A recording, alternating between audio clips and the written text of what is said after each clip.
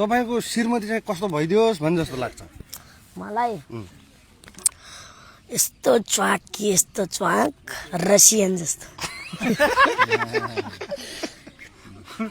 Russian जस्तो हजुर अनि एकदम राम्ररी राजकुमारी जस्तो पाउनु भयो भने के गर्नुहुन्छ राजकुमारी जस्तो पायो भने त 1 महिनामा बच्चा जन्माइहाल्छ दे लौ त है ल काठमाडौँको सुबरगुन्डा पोखराको गाइने आजकालको केटीहरूलाई म जस्तो जङ्गी केटा छैन या 7-14 घर मेरो बौद्ध तिमी सारी मोटी भयो बिहान दौड गाउँ मेरो रौदा हरचन्द्र नि क्या हजुरबाको प्रपर्टी 15 बिघा थाइल्यान्ड जानुहुन्छ सारङ्गी बजाएर एक्लै गाउँमा जानुहुन्छ के भन्छन् केटीहरूले के भन्छन् केटीहरू मस्के गर्छन् उहाँ धेरै मस्किरहेछ बोरा नसको पान खान्छु भात खान्छु बेला यसो काठमाडौँ या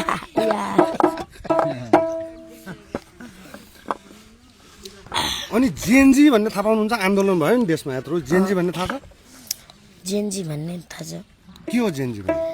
जेएनजी भनेको 16 वर्ष मान्छेलाई हुन्छ 16 वर्ष मान्छेले जेएनजी भन्छन् अनि त्यो आन्दोलन हुँदाखेरि कहाँ हुनुहुन्थ्यो तपाईँ म त घरमा डरले सुतिरहेको थिएँ हो अनि तपाईँलाई घरका मान्छेले पढ्न पर्छ स्कुल जानुपर्छ भन्छ नि भन्छ मलाई भन्न त भन्छन् अब एक दिनको 400-500 कमायो भने त काफी देख्दै चक्कर लगाइहाल्छ काफीदेखि चक्कर लाग्छ आँखा घुम्छन् भन्न सिर्फ काफीको सट्टा पैसाको पार्ना भयो नि त पढ्यो जिमाने ग्याजा दाङ्गो जाँदा शिव जितङ्गो पऱ्यो मैले ग्याजा खाँदा यो काठमाडौँको बजारमा कति ठुलो ऐना फर्की नहर न तिम्रो बुढा होइन या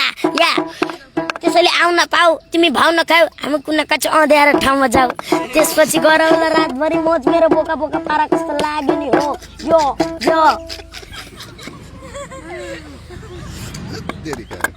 प्रधानमन्त्री भन्ने थाहा छ कि छैन बाबु प्रधानमन्त्री थाहा प्रधानमन्त्री भन्ने थाहा छैन राष्ट्रपति भन्ने थाहा छ कि छैन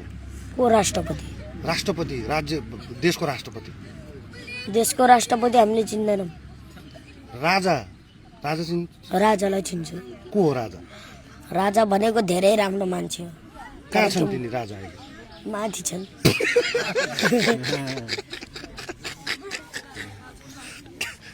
धेरै राम्रो मान्छे माथि छन् अब चुनाव आउँदैछ थाहा छ कि छैन चुनाव भन्ने अब चुना लिएर आइदिउँला म खैनी बनाउँदै बस्छु चुनाव हुँदैछ के नेता छान्ने प्रधानमन्त्री छान्ने बालेन शाहलाई प्रधानमन्त्री बनाउने भन्ने लहर चलिरहेको छ बालेनको सट्टा मलाई बना भयो हुन्थ्यो के रे